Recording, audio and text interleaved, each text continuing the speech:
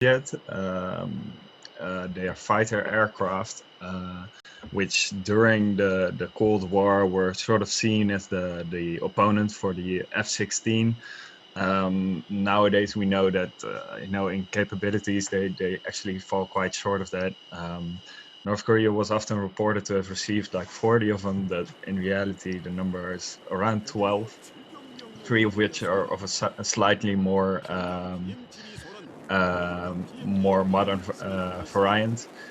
Here they've equipped them with all types of neon lights for the parade, so they are better visible at night. We saw some new painting applied to the sides of the cockpits, possibly indicating that they're part of like an aerobatics team, as far as that's possible when you only have 12 of these aircraft. To be entirely honest, this is the best North Korea has on offer. It's entirely likely that if a war breaks out, they'll be shot down in very short notice. But they are used for quick reaction duty, where a couple of these aircraft are on the tarmac on all 8 times, and if their airspace is breached or threatened, in the past they've sent them out quickly to intercept. And we got 7 right now flying in formation. How many did you say total? Yeah, this is quite a high number. I think the highest number I've seen in the air at one time was 6 up until this point, and they have like 12 in total. So this you're basically seeing over half the entire North Korean MiG-29 fleet. And just on the right there seems to be, I think I can see a plane without the luminescent lights. Oh, you can see some, maybe it's a camera crew flying behind.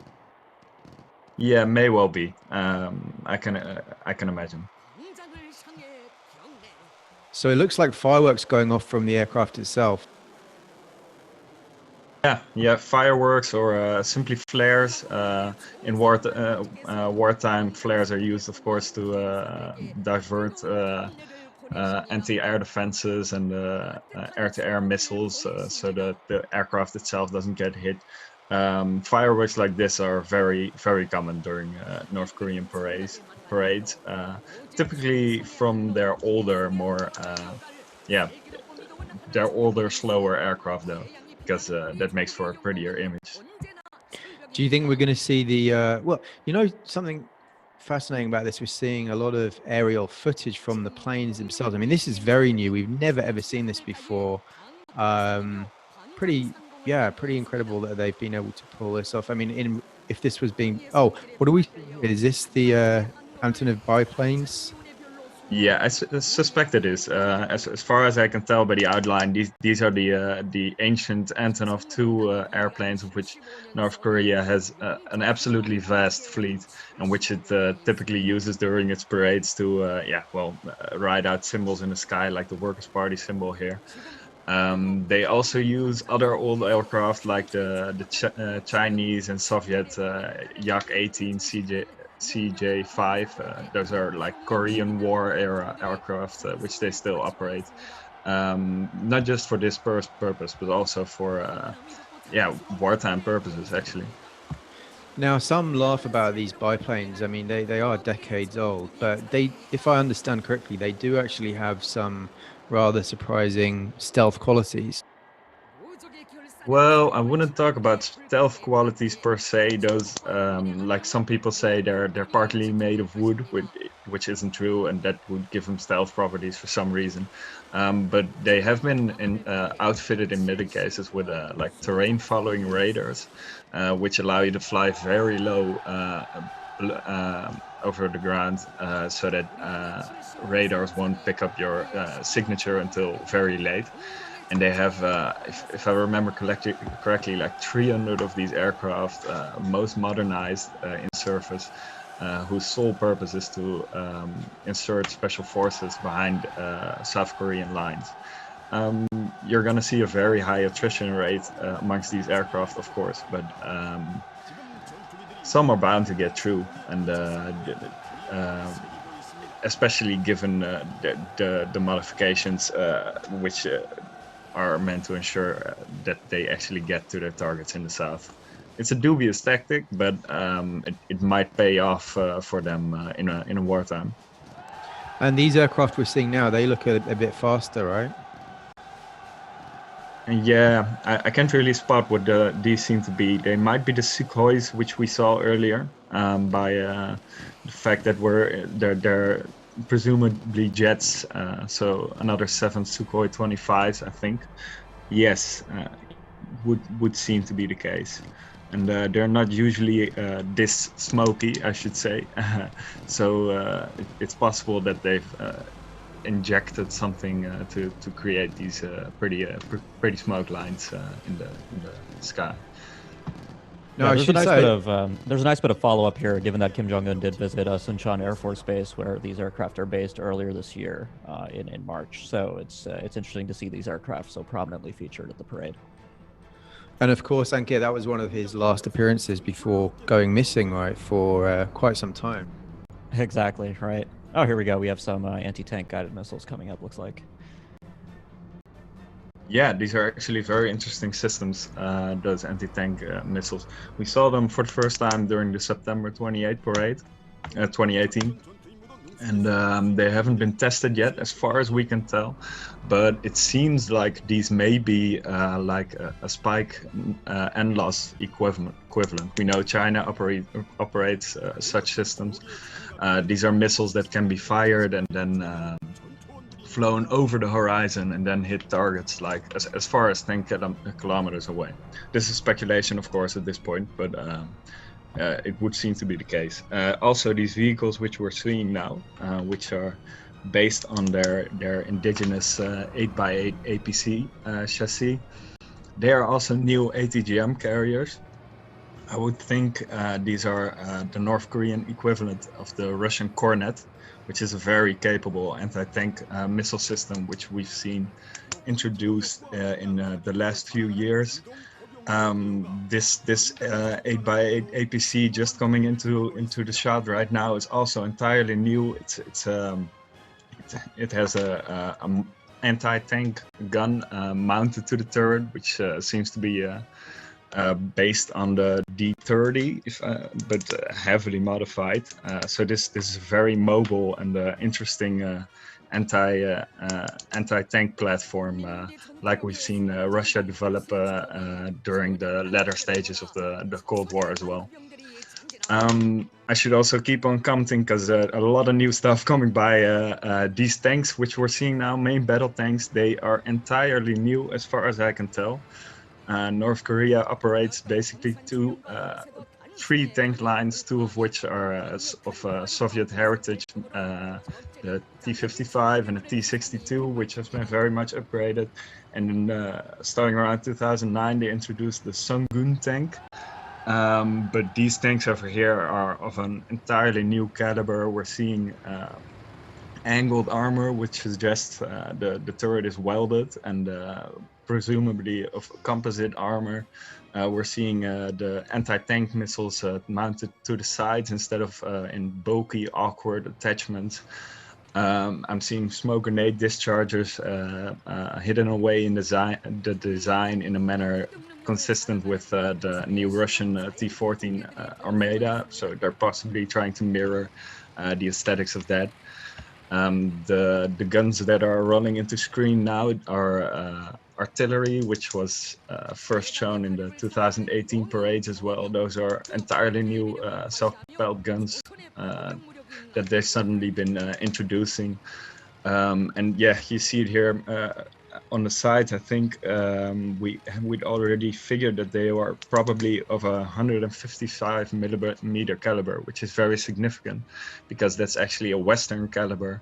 So that suggests some transfer of technology, possibly from China or an export variant made by Russia of their artillery. A lot of very new developments here. These are some more classic multiple launch rocket systems, the 240 millimeter rockets, which they have a lot of. They have a very large range, up to like 60 kilometers in their newest variant. These systems are dreaded because they can be upgraded to have GPS guidance and therefore strike targets in the south with pretty large warheads and pretty accurate. accurately. And the cabs on these vehicles, as you can see, are quite armored as well. And that's a new development too. Since around 2017, they've been armoring their vehicles more extensively, making them shrapnel resistant. More of the 240 millimeter rocket launchers, this time 12 tubes. And here are some of the far longer ranged, almost strategic systems. These are of, we think, 600 millimeter. They tested a slew of them a year or two ago. These have a very long range and are 2 GPS guided. There's really no other country in the world that operates on a multiple rocket system that is equivalent. We're already seeing in the distance new transporters that carry even 5 of these missiles at a time, and those are new to this parade as well. We've so far only seen a transporter that carries 4 and then one that carries 6, which I believe we're going to see next. Yeah, that's the KN-25 program that Kim Jong-un has been very pleased with in particular, given the recent slate of promotions for Ri Pyeong-chul. He was very much instrumental in overseeing this program. And I believe at one of the tests, he specifically commented that this system was designed by a younger generation of North Korean weapons designers, and that Kim was particularly pleased with that. It is interesting to see the various launcher configurations, though. Notice we have tracked launchers here, better equipped for off-road operations in North Korea. Definitely an interesting array of systems going through here. Yeah, and North Korea actually has some difficulty in producing these transporters. And the chassis you're seeing here is produced at the same factory that produces their main battle tanks. And that's part of the reason why we're thinking they probably had to suspend their main battle tank production for some time to allow for new transporter erector launchers for all of these ballistic missile systems. So this transporter we're seeing here, truck-based, is entirely new. It carries 5 missiles, 5 of the 600 millimeter missiles instead of 4 or 6.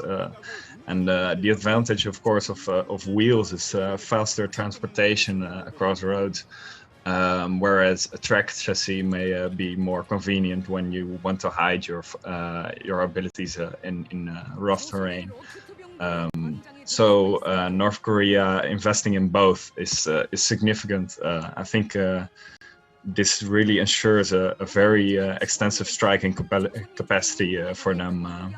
Especially since we're seeing so many of these systems now. Is this the Kumsong 3 surface-to-ship? This is the Coastal Defense Cruise Missile, the Kumsong 3 variant, known to the U.S. as the KN-19.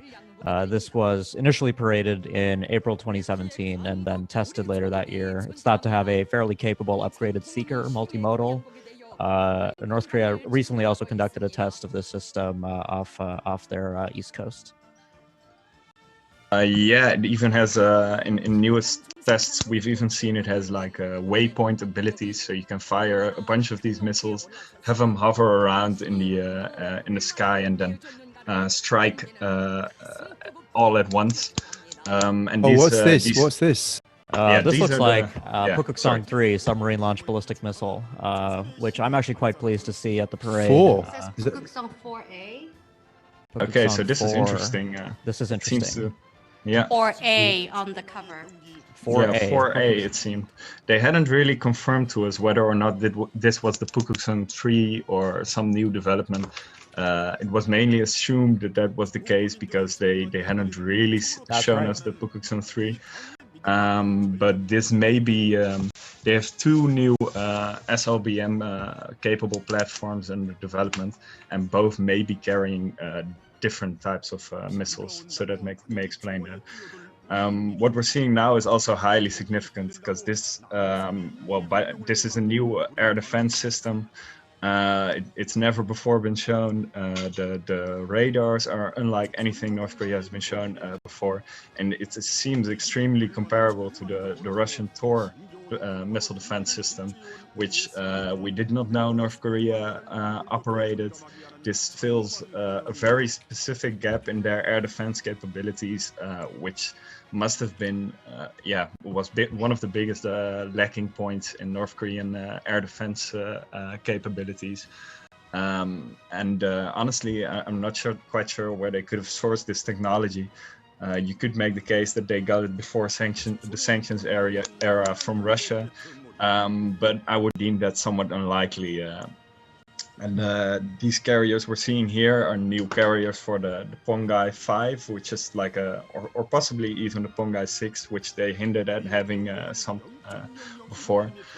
They are equivalents of the Russian S-300 missile defense systems. We've seen those tested before, but never on these trucks.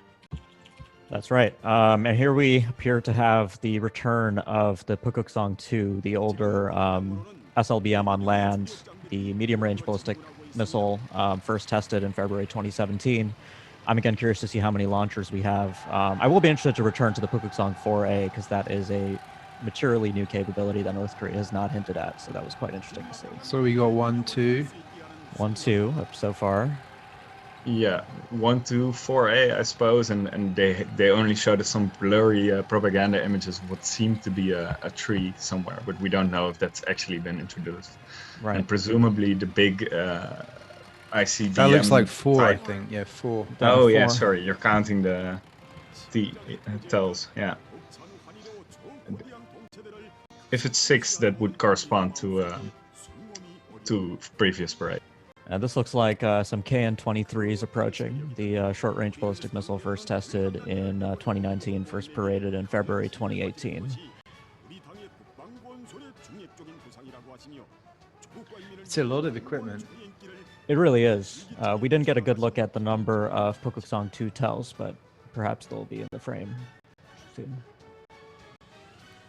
I might be mistaken here, but these air defense systems, those canisters are looking too long to be S-300 missiles. They, for a very long time, hinted at potentially a new air defense system, the Pongai 6, which would be some new advancement. That may be what we're looking at here, though. Just judging by canisters, of course, it's difficult to be sure.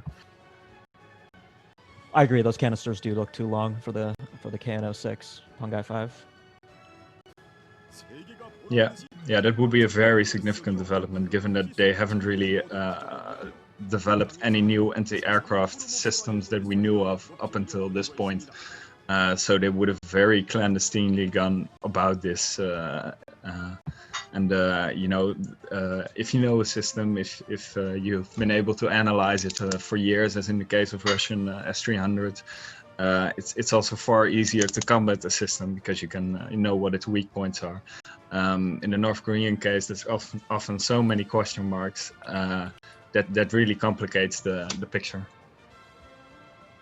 Right, and we should clarify to viewers that a lot of these very first impressions are subject to review. A lot of the times, the first view of a parade leads to assessments that require updating as more information becomes available. Yeah, just for context, Yeah, we were requested by a very smart reader of the website to do this sports style commentary, and so this live kind of commentary is new for all of us, but we hope you are appreciating it.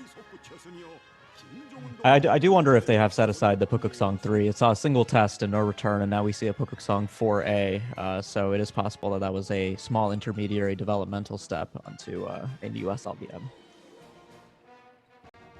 Yeah, so these transporter reactor launchers haven't featured yet in parades either, but this is the tracked equivalent of those Iskander-like missiles. I should really mention Iskander-like instead of Iskander-derived missiles that we saw earlier.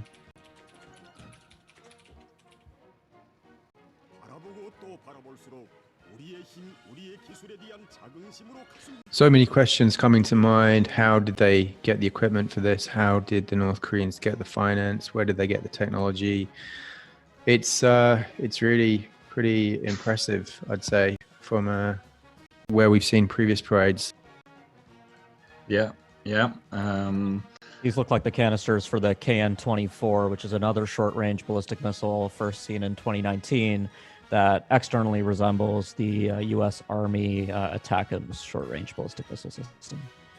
Yeah, it should be mentioned though that it's a fair size larger. Like the ATACMS is Much a tactical larger. system, and this really is a ballistic missile. So these transporter erector launchers are absolutely huge. It may not come across as such on screen, but standing beside them, yeah, they overtake you quite. Is this the quite Hwasong substantially. 12 coming through? Yeah, That is yes, indeed they the are. Hwasong 12 intermediate range ballistic missile. Yeah, staple of past parades of the previous few years. Tested, These are, yeah, yeah. was tested 6 times in 2017, 3 times in April, first time successfully in May 2017, and then tested once in August over Japan, and then tested again in September over Japan. It's the North Korean missile to have demonstrated the longest flight range of any missile. I believe their final test in September 2017 demonstrated a range capable of striking Guam, I believe in excess of 3,500 kilometers from North Korea in the northern Pacific. Yeah, should be mentioned though that these are all liquid fueled as opposed to the indeed. solid fueled, which we saw earlier. So that really complicates. You have to fuel these missiles with corrosive fuels right before launch, and that takes time, and it makes it easier to find them and These destroy these them. before Hwasong launch. 12s they keep rolling, if I'm not mistaken. We've just seen more. What? Is this Yes, something we have. They're all using, these are the modified Musudan TELs that North Korea imported from Belarus that they have a limited number of, but they're using them to carry the Hwasong 12. Here we have Hwasong the Hwasong 15. Counting the transporters of this is really important. We've all been speculating there could be an increase here. Right. Looks like 4 so far. Ankit? I see 4. Yeah. Well, I don't really think. I don't think they have a production capability for vehicles of this size yet. These vehicles which we're seeing are 9-axle, massive 9-axle vehicles, but they're based on a Chinese transporter erector launcher, which they imported somewhere in the previous decade, and I think they only have like 8 of them. I believe 6. Yeah. Yeah, something like that. They they're- at least them. Yeah, they were imported from China with falsified end-user licensing for forestry applications in North Korea. But of course, forestry turned out to be a different kind of activity in the end. Yeah. But these are heavily modified. I think I see 4. We haven't gotten a good shot that lets us assess the full line. So yeah, that means they haven't figured out the mass production of these transporter erector launchers as Kim Jong-un was hoping for, it seems. They may have mobile erector launchers that are towed. There does appear to be something behind the Hwasong 15. That does seem to be a new type of long-range missile. Yeah, remember we're all looking for a new strategic weapon, as Kim Jong-un hinted at in December 2019. So People look like they're anticipating something, and here it comes. yeah. Okay, so these do use the same transporters, but How they many are axles new is missiles. that? That's a longer. That's a much larger missile.